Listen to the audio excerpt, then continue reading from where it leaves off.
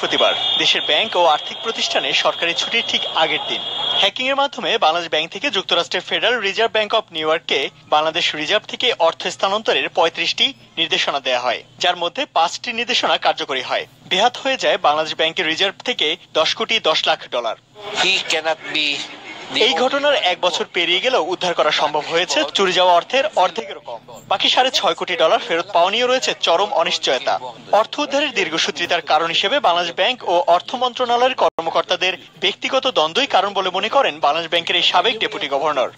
দুইবার তারিখ দিয়ে অর্থমন্ত্রী নিজে সেদিন বলেছেন যে আজকে করবো না, আরেকদিন করবো। আমি মনে করি যে অর্থমন্ত্রীর এই ধরনের আচরণ টাকা না পাওয়ার ক্ষেত্রে অবদান রেখেছে। অর্থমন্ত্রীর এই অভিনয়গুলো না করলে জিনিসটা এই পর্যায়ে যেত না। টাকা পাওয়ার আর কোনো পথ নাই, সেটা এক নেগোসিয়েশনের সম্ভব ছিল এবং সেই পরিস্থিতি ছিল। আমরা সেটাকে বিশেষ করে অর্থ মন্ত্রণালয়ের অদক্ষতার জন্য অথবা অন্য কোনো কারণে তাদের এটাকে আমরা হারিয়েছি।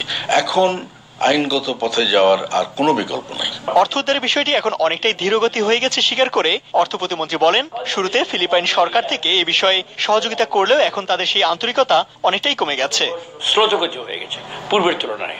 এটা কেন হয়েছে কোনো আইনি বিষয় কিনা আমি ঠিক বলতে পারছি না। আশা করবো যে আমরা পুরো টাকাটি পাবো, তবে না পেলে যে একদম আমরা মরে যেতে হবে এমন কোনো বিষয় নয়। এটা একটা আমাদের জন্য শিক্ষা। আমি মনে করি এখানে প্রযুক্তিটাকে আরো শক্তিশালী করতে হবে এবং সম্পূর্ণ ফেল প্রুফ যেটা যে কখনো এটা ব্যর্থ হবে না সেই ধরনের একটা সিস্টেম ডেভেলপ করতে হবে। আমি একটু আশ্বস্ত করতে পারি যে সরকার পিছিয়ে নেই, সরকার এটাকে আইনি পথে তাদের সরকার নিয়মের পথে এটাকে পার্সু করছে একটা না। সেই হিসাবে আমাদের সিস্টেমটার মধ্যে যেসব ব্যক্তিরা কাজ করে লোকগুলোর মধ্যে কিছু গাফিলতি, কিছু কিছু জায়গায় ব্যর্থতা অবশ্যই আছে।